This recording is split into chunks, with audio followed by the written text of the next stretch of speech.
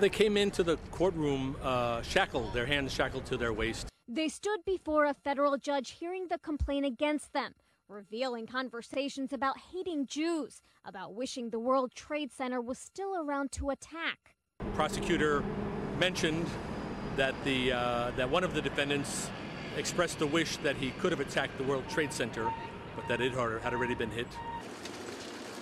3 U.S. citizens and 1 Haitian are accused of planning to blow up 2 New York synagogues and fire missiles at military planes. Just hours before their hearing, the men were caught placing what they thought were bombs in the trunks and back seats of cars parked at this Jewish center in the Bronx. I worry about my children. I worry about ourselves. I worry about our future. It is upsetting. It's 9/11 all over again.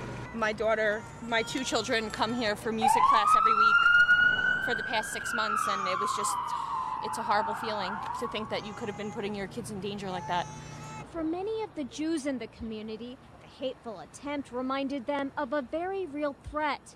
Jews are targets, and we live with it. We can only hope that crazy people like this with such deep hatred begin to learn that this is not the way to be. Fortunately, this time the plot was stopped. The explosive the men purchased were fake, all part of an elaborate FBI sting operation.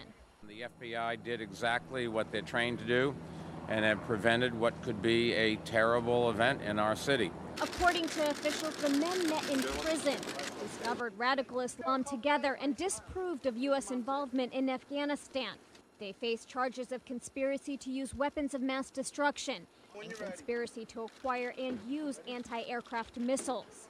There was very little new information revealed in today's court hearing. We're hoping to find out more at the suspect's next court hearing, which is on June 5th. That's when we should find out whether or not these 4 men plead guilty or not guilty. In White Plains, New York, Bonnie Ghosh, The Associated Press.